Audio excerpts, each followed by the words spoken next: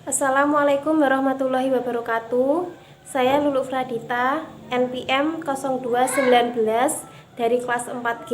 Di sini saya akan menjelaskan mata kuliah Manajemen Portofolio dan Investasi. Baik, saya akan memulai dari bab 1 yaitu mengenai gambaran umum investasi.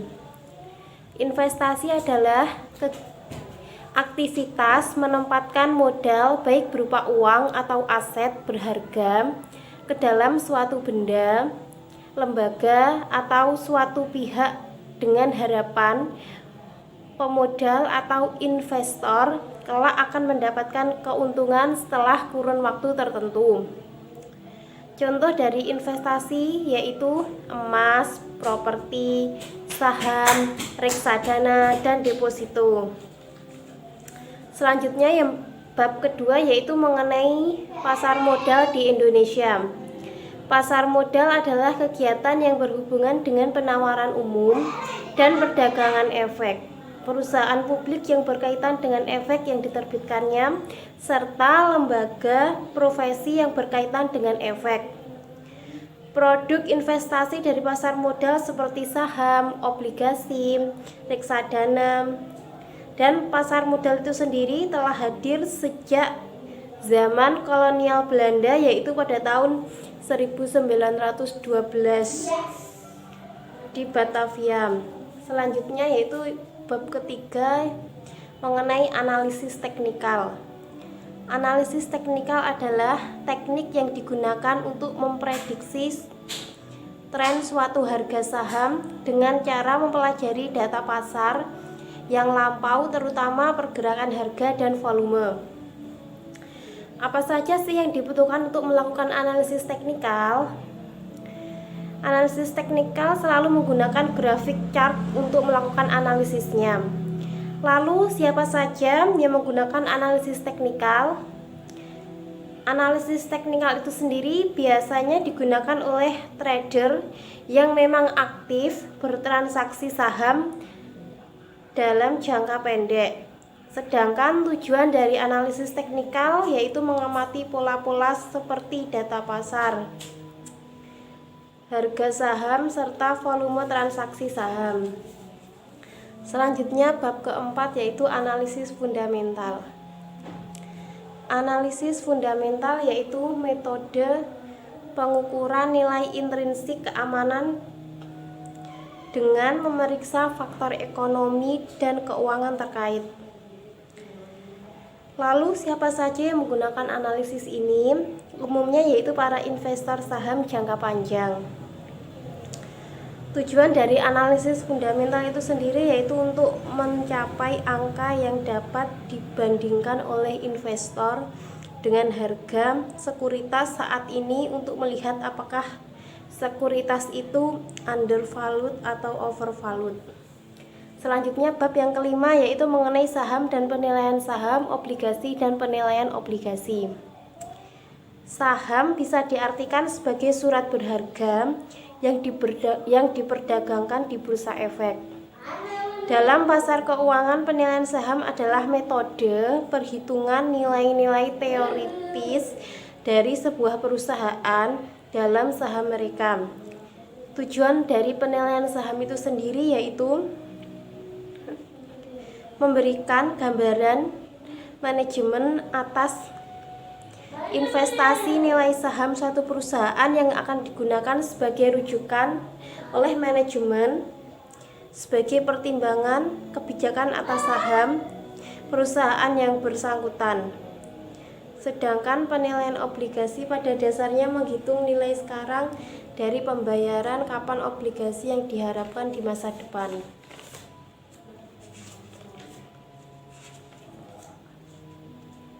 Selanjutnya yaitu bab yang ke-6.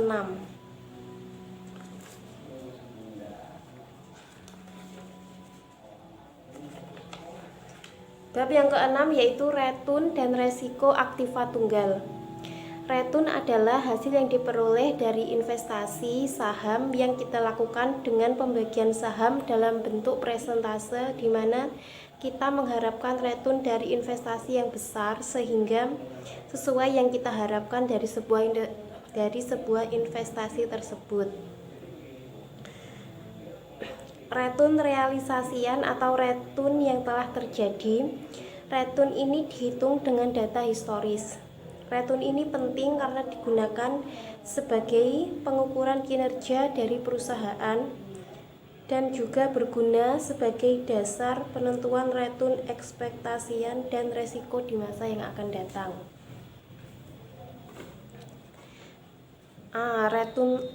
Mengenai return total, yaitu return keseluruhan dari seluruh investasi dalam suatu periode tertentu.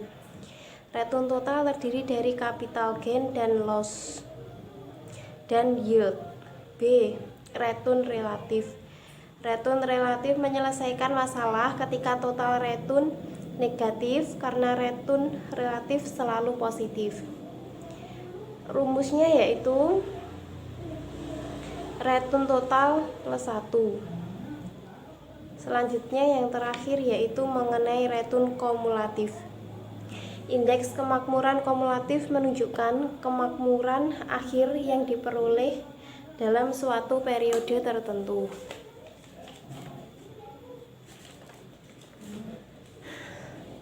Selanjutnya yaitu bab yang ke-7. Return dan resiko portofolio. Return atau hasil investasi merupakan penghasil atau gain atau kerugian atau loss karena turunnya nilai investasi pada suatu periode tertentu. Sementara resiko adalah kemungkinan yang akan terjadi ketika imbal hasil sebenarnya berbeda dari yang diharapkan dan juga jumlahnya. Hubungan antara resiko dan tingkat pengembalian return adalah semakin tinggi tingkat pengembalian, maka semakin tinggi pula resikonya. Sedangkan semakin besar aset yang kita tempatkan dalam keputusan investasi, maka semakin besar pula resiko yang timbul dari investasi tersebut. Selanjutnya, bab yang ke-8 yaitu mengenai pemilihan portofolio dan manajemen portofolio. Pemilihan portofolio membahas tentang permasalahan bagaimana mengalokasikan penanaman modal agar dapat membawa keuntungan terbanyak namun dengan resiko yang terkecil. Teori portofolio sangat erat hubungannya dengan pertanyaan bagaimana menemukan kebijakan optimal untuk menginvestasikan berbagai aset. Aktivitas utama manajemen portofolio yaitu 1. Pembuatan keputusan alokasi aset. Yang kedua, penentuan porsi dana yang akan diinvestasikan pada masing-masing kelas aset. Yang ketiga, pemilihan aset-aset dari setiap kakak aset yang telah dipilih. Selanjutnya yaitu bab yang ke-9 mengenai beta.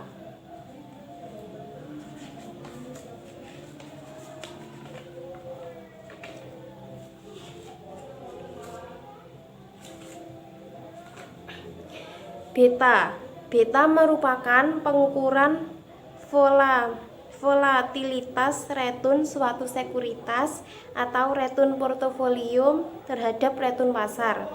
Faktor-faktor yang mempengaruhi keakuratan beta yaitu estimasi beta. Estimasi beta tersebut menggunakan data historis. Hal ini berarti kita menganggap beta masa lalu akan sama pada beta di masa depan. Yang kedua yaitu garis karakteristik.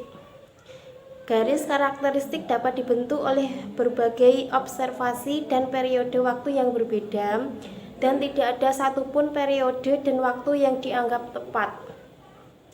Selanjutnya yaitu estimasi A dan B yang diperoleh dari regresi tidak terlepas dari adanya error, sehingga bisa jadi estimasi beta tidak akurat karena A dan B tidak menunjukkan nilai yang sebenarnya. Selanjutnya bab yang ke-10 yaitu mengenai opsi. Opsi dalam pasar modal adalah suatu hak yang didasarkan pada suatu perjanjian untuk membeli atau menjual suatu komoditi, surat berharga keuangan atau suatu mata uang asing pada suatu tingkat harga yang telah disetujui pada setiap waktu dalam masa 3 bulan kontrak dalam dunia saham. Dalam dunia saham, opsi terbagi menjadi dua, yaitu satu, opsi jual. Opsi jual yaitu hak untuk menjual saham pada harga kesepakatan dalam jangka waktu yang telah disepakati. Lalu yang kedua yaitu opsi beli. Opsi beli yaitu hak untuk membeli saham pada harga kesepakatan dalam jangka waktu yang sudah disepakati. Selanjutnya yaitu faktor yang mempengaruhi harga opsi, yaitu mengenai satu, jumlah permintaan dari pasokan supply. Makin banyak investor yang berniat untuk membeli, makin mahal pula harganya. Lalu masa berlaku, makin lama masa berlaku dari opsi, maka makin tinggi pula harga opsinya.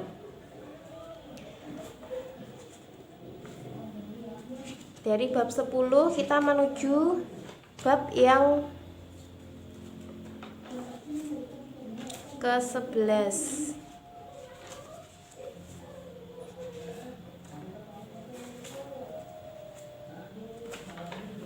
Bab ke-11 yaitu mengenai CAPM dan APT. CAPM dan APT pada manajemen portofolio dan investasi.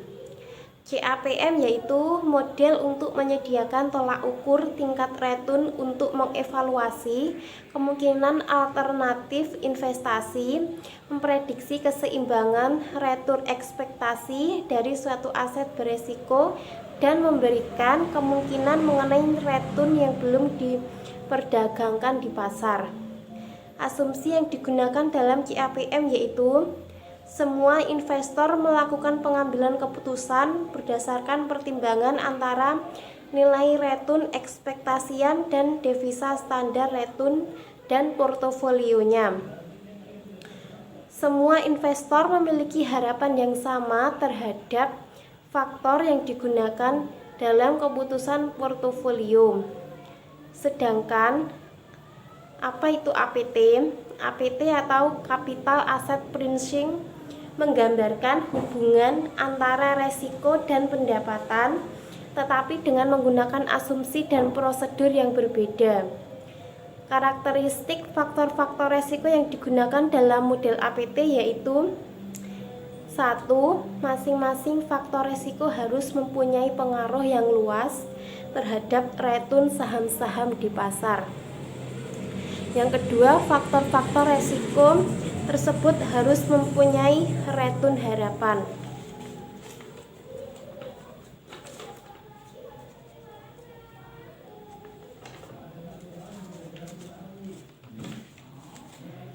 Selanjutnya yaitu bab 12 mengenai pasar efisien.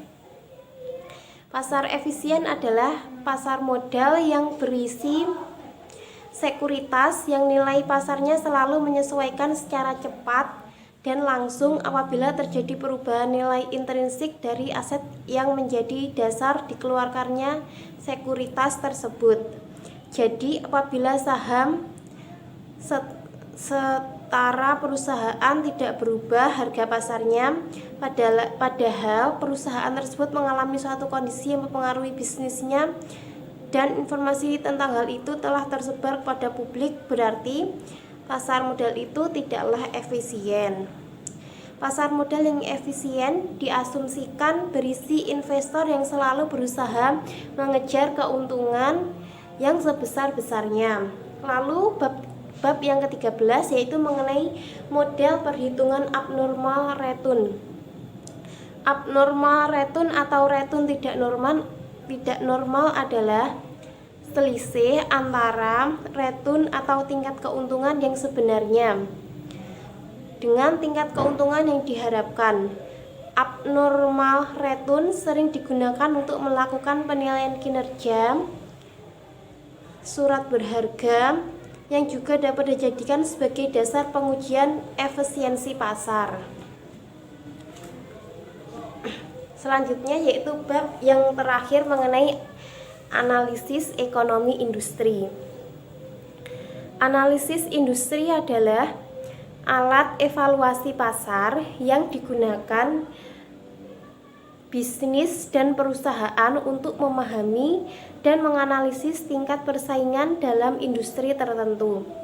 Analisis industri sangat membantu untuk memahami posisi pasar industri seperti faktor eksternal yang mempengaruhi industri, sistem kreditnya, perubahan teknologi, dan bagaimana membentuk masa depan industri berkembang yang kompetitif lainnya.